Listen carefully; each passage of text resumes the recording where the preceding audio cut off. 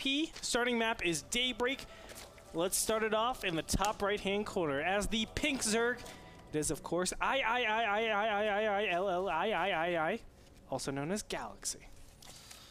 And bottom left, we have the boss toss, the Obama president toss, whatever you want to call him. Kratos Protoss, if you want to call him Iron for throwback. It is Minchel, also called MC from Team SK, formerly of OGS, and one of our NASL Sunday Showdown champions.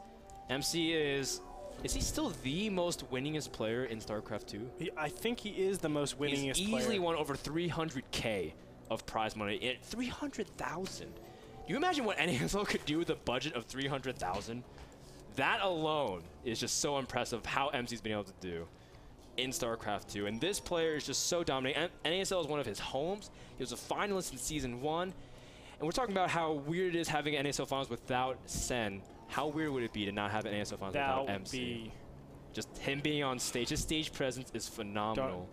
I can't imagine it. I can't imagine it. Of course, I don't want to count out our good friend over here, Galaxy, our new friend over here. He is doing a 13 pull. That will trigger MC to actually, go for a Forge first, or he should put a Forge first. Wow, this is very bold for him to actually delay this for so long. But Daybreak is a pretty big map, so maybe MC is thinking, okay, my opponent really doesn't have the capacity of doing any pushes like this. Let's just play it a little bit more bold. But no, there the Forge goes. Yeah, I want to talk a little bit about Galaxy, because MC, his PvC style, I think Apollo said it best, or Archos said it best. MC is one of the most studied players in the world. Everyone copies his builds, everyone sees what he does, because he goes to so many tournaments in public play. Whether he's playing in GSL, whether he's playing in Red Bull, at MLG, people have seen his 2 base, his 7, his 8 gates. People have seen his Stargate play, where he says Phoenixes are really imbalanced. We've seen him do all kinds of weird stuff, like even Zealot Charge Archon. Remember when he did that against Sheth? We see him do blink timings, DT openings. He's capable of everything, and that's what makes him so deadly. But people don't know too much about Galaxy. Who is this guy, Andre? What have you been seeing him do in ZVP? He's all over the place. When he matched up against Hasselhoffs, he did a lot of different mind games and actually proved to me that he understands the matchup so well. He plays these games where it's like you think he's doing something aggressive and then he pulls back. He definitely has the indicators to know whether or not his opponent is capable of one thing or the other. Blinkstalkers or Phoenixes or Dark Templars, whatever it might be. He's shown a lot of prowess throughout this whole, well, I guess all the matches that we've seen of him in the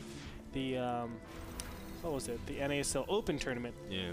And I really think he has a good chance against MC. There are certain cases, I mean, if everything goes his way, where MC is just caught with a build order loss, and he's behind from there. And Galaxy isn't a player that just loses, even though, you know, he has an advantage. Similar to what we saw, I think, I'm not going to call him out, but, you know, there's a lot of players that get these advantages, but just lose out just because of decision-making going into mid and end game stages. Galaxy is not a player like that. Yeah, Galaxy, when we saw him play against Hasselhoff, opened up Proxy Hatch at his opponent's natural to block him for Force Fact Expand, and then follow with standard Roach Ling play. It's just really interesting to see how he takes the matchup. Last time we saw him on Daybreak, he went for a Roach Ling drop, and he was just able to really be in multiple places at once, pull Hasselhoffs really apart that way, and get a strong win. And I remember that match because Hasselhoff looked like he could have made a comeback, but it was really difficult for him to do. Now MC does scout this third timing, 3 hatch before gas, the staple build in ZVP currently. But what Galaxy does really interestingly is his usage of gas initially. Sometimes he goes really for a quick layer and then goes for like Ventral Sacks as one of his first gas spends. And he's just not afraid to switch things up, so you can't actually say, okay, it's 3 hatch before gas, I can expect him to be going like Roach Ling or anything like that. Yeah, so everything's like very open at this point then. Yeah. Oh, and he gets his gas at 3rd and 4th spot. Normally. Which I was talking about before. I was saying this is the go-to place, in my opinion, for always getting your first 2 gases. And the main reason for that is because if you get it at your main, it's very hard for probes to actually get in there, or zealots to get in there. But if you get it at the natural, all of a sudden, Protoss can see, hey, they have 2 gases. They could potentially have 2 gases back here. I have to be careful in case my opponent is going for some sort of 4-gas tech. Yeah. And that's the kind of stuff. It's really, really important to actually make it so your opponent has very little indication of what you're capable of. The same thing too, because I know Galaxy, if he's gonna get his other gases, he also gets it at his third base. So it looks like he might be up to 6 gases. It goes that far into like the head games and decision making from MC. Now, MC has chosen quick robotics while getting up his gateways, pretty standard of him. But MC, one thing I want to talk about MC is that he's also been still evolving his play. What are we over? Sorry, go ahead. Oh no, sorry. He's still evolving his play, I think. Okay. Yeah. And the reason why is because he's been incorporating a lot of warp prisms in his play. A lot of people haven't really been used to seeing MC. He's kind of been a player of brute strength, but now he's been throwing a lot of finesse plays, sentry dropping. Remember against Chef, he did that. And also even just adding in warp prism to kind of use for vision and also warping in. So MC's been incorporating that, and it's actually pretty cool to see MC trying to put that into his arsenal of play. So the main thing I oh my god about was the fact that MC is selling a 4-gate push so nicely. He actually went the very quickly fast +1, and he sat back and went to the robotics facility. And normally you're saying, well, why are you getting the robotics facility if you're not really doing much with the forge? Right, 1-1 is okay. The +1 armor, yeah, it's great to have, but you can kind of hold that off for a lot of different timings. What MC is trying to do is say, hey, make roaches really, really early. Take a little bit of loss in this beginning stage, don't drone up as much, and then I'm going to go ahead and have this tech that you're not really suspecting. And off of this, he'll be able to actually get an expansion pretty fast. 9 minutes in, and yeah, look at this. 3 spine crawlers being placed. So unnecessary. Look at this as well. The lair is being taken without having the 5th and 6th gases. The creep isn't really being spread because he's preparing for some sort of push at this point. Yeah, and Galaxy does have his gases at his third base too, so you know that's what MC sees, and he's going to be able to react accordingly. Look at Galaxy trying to be really diligent and taking the creep tumors and push it all the way out, but MC also responding by sniping creep tumors while expand to his third. Great mind games from MC, which is another point in which MC's really been improving on, just being able to play on what people know about him. Exactly, and you know, you might look at this and say, hey, well, you could have taken this expansion at 8 minutes and 15 seconds, 8 minutes and 30 seconds. But look at this. He's just delayed his push by 45 seconds, or delayed, you know, his expansion by 45 seconds, but in exchange has sold something completely different. Galaxy all of a sudden has all these units that he really should not have at this point, and he's gonna try to do damage, but MC already has established the perfect army composition to receive this as efficiently as possible. Yeah, the only thing that MC would have to nail from this point on is positioning, and make sure that he doesn't get too far out of position in terms of being able to defend. Does have his natural pretty well covered, but that's pretty much the hardest thing. You have to have vision. That's where MC's trying to get his observer into the right area to spot. Now he sees that one pack of roaches is at the watchtower, but he doesn't see that other army that's towards the north. And MC has to be really cautious with how he approaches, but he does have an incredible amount of sentries. He does have 11 currently. Yeah, this is the standard style. And I love this too. Think about it, like, a lot of these sentries are actually useless against like a fast Mutastyle, fast Infestor style, and people have been actually trying to hard counter MC that way, but he sold the 4-gate in the beginning that forced a lot of Zerglings and Roaches at this later game stage. And then after that, his sentries become a lot more useful because all of a sudden, you know, his opponent has all these units that are very susceptible against sentry pressure. So I love the order in which MC has done everything.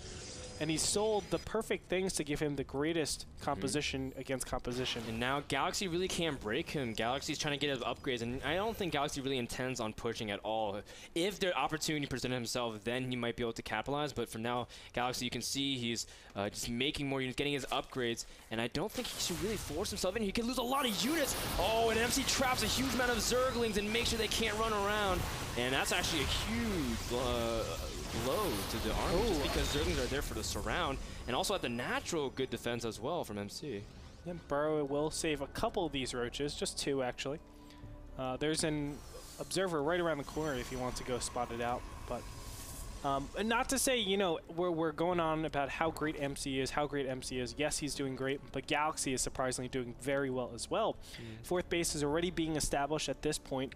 He has his Infestor tech up, and a Hive is inbound. Yeah, he's starting his Spire, so he's going to line up to quickly get Broodlords out as fast as he can. He does have 6 gases, and he gets his 4th base out already. That's actually a great move by Galaxy as well, getting that 4th base, knowing how to be able to position himself like that. Now, I also love these Spine Crawlers from Galaxy, really trying to fortify this base, although it's a little bit hard. Andre, we've been talking about the possibilities of fourth bases. Should they be taken in the center compared to in the corner? And Galaxy really putting himself in a position where if he ever loses his army, like he might lose a chunk of roaches here, he can open himself to a potential counterattack, and it's really hard to defend the center compared to, you know, being able to try to engage in other spots. I think the center in this position is the correct position, just because you want to actually group up all your spine crawlers together so you can receive your opponent's army a lot more efficiently.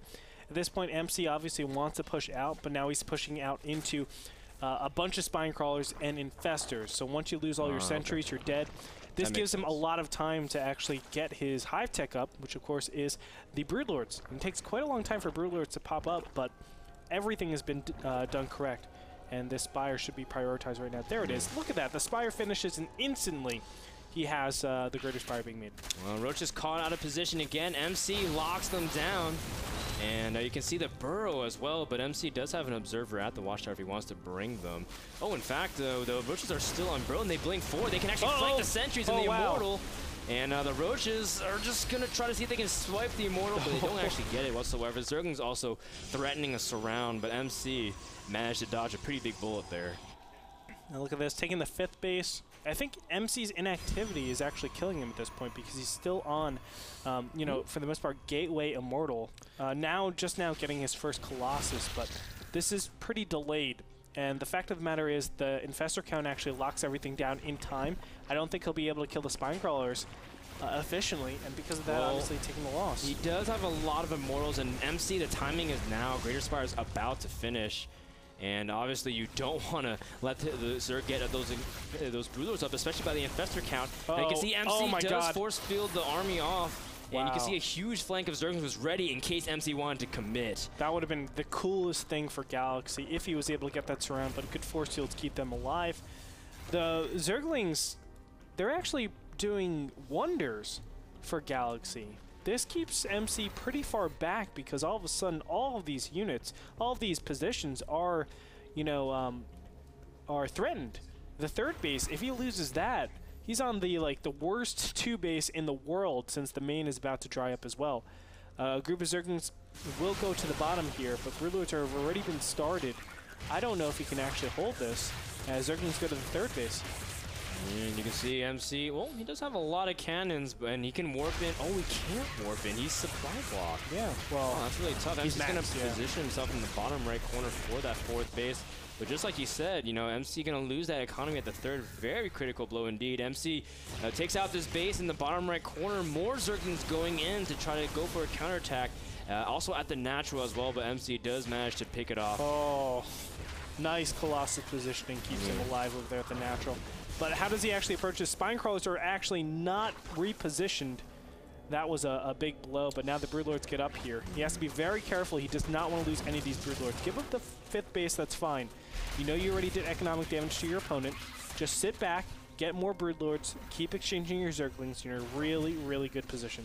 MC getting his Stargate out, wants to eventually get his Mothership, but he's been stuck to, just like you said, a pretty low econ. Even though he does have some resources banked, it's not the incredible like 3K, 2K that you normally would be seeing if MC was able to get that 4th base up. But nonetheless, he does have a maxed army, and MC with a maxed army is a happy MC. He blinks forward, takes out one Spark Cloud with only a few of the Stalkers. Good control thus far, and this is looking really intimidating because we don't actually see that many Broodlords out. There's only 4 Broodlords. Yeah, where are the Queens at this point? The Queens need to be up here to help out with those Broodlords so they don't just get picked off immediately, but they're not to be seen. And a lot of Infestor energy already has been burned on the exterior forces that are trying to poke in.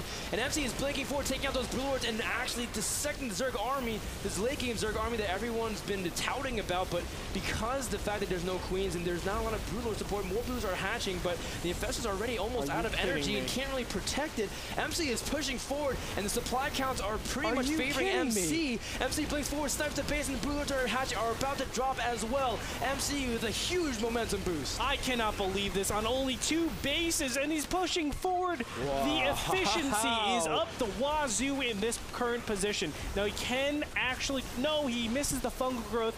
A bunch of Spine Crawlers are trying to go down right now, but Galaxy just is not able to do anything. Leaving those Colossus alive let him deal with the Broodlords so efficiently. He took out the spine crawlers, and that's that. I mean, I cannot believe what we just saw, Frodan. He's going to keep blinking up now. His Stalker count is thinning out. Can Galaxy actually hold from here? Needs to blink forward. Now he's getting under the Broodlords. The Colossus still doing a good job keeping everything on the ground at bay, but the transfuses are not enough. That did buy enough time for the spine crawlers, but there are Immortals also working on everything else. MC does have, you know, a good army here, really. There's anything that pops out can immediately die. As long as it's Colossi stay alive, you know, you can see that they're so weak, but there's nothing really to reach at. The Corruptors pop, but there's nothing out there. MC needs to win with this army, though. He's pretty much used up everything back at home, and he has really no source of income other than just a few mineral patches back at his natural. But this is it. MC, he's done it. Yeah, he did it, man. He has control of this bottom ground. The natural is going out. He's going to move into the main and just make sure none of these units can actually congregate together so they can attack with one huge punch. And this is beautiful. 3 Broodlords are on the way on the right side. This is the last hope for Galaxy, but there's just so many. MC spreading out his units just in case anything comes for a huge flank, including any Festers that might pop immediately. And you can see that even though there's 3 Broodlords, and as great as Broodlords are, not going to be enough. MC now working onto the interior main base of Zerg. Galaxy pushing in with his 3 Broodlords, but that is not going to be anything. He does have one base, though. Yeah, he'll probably go behind these spine crawlers, but from here, if MC plays this right, he can actually just sit back and macro, surprisingly. This is absolutely phenomenal play from MC. I can't believe he was able to do this.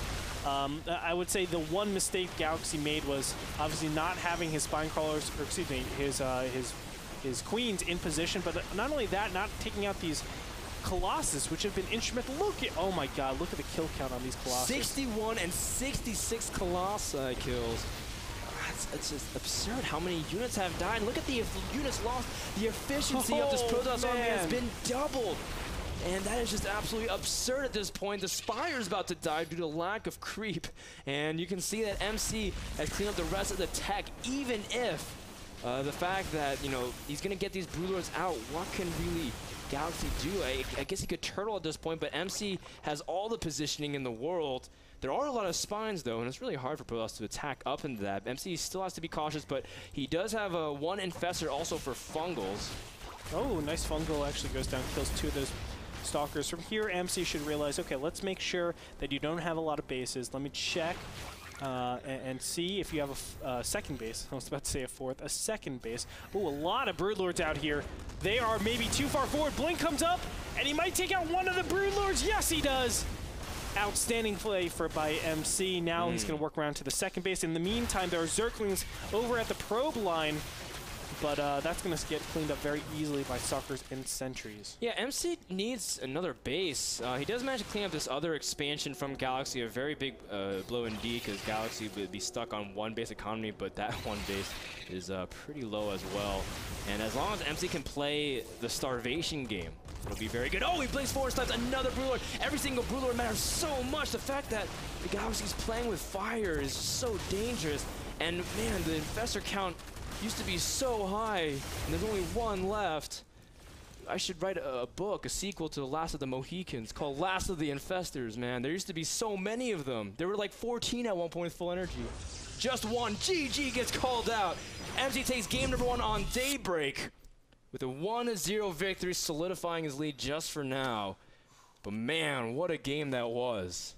I think I need a cigarette. Just winning, just winning against all odds. I think, because just when there's like 15 spine crawlers, 15 infestors, and he's Broodlord tech out. The big thing, of course, he's had like 4 minutes of Broodlord tech out, and he only had 4 Broodlords. The one thing, I think actually making the Broodlords there, this is just my own theory crap, I think this is right. Making the Broodlords there was incorrect. Keep them low, and then after that, you actually go into a position where you have a ton of Corruptors, you take out the Colossus, and then you have Stalker, Immortal, Sentry against Spinecrawler, Infestors. That's a really good position for you to be in. Then you can actually start maxing in Zerglings. Then you can max in Roaches, and then just defend that way. Get a lot of Corruptors, kill the Colossus. You know your opponent is on basically no economy. Just try to all-in defend that composition. Don't look towards later game, and you'll win the game.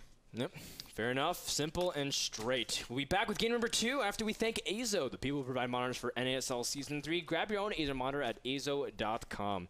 Don't go anywhere. Game number 2 between MC and Galaxy. The fight for a spot in the NASL Finals will continue after these messages. And the caster bash was apparently Chance's idea. Oh,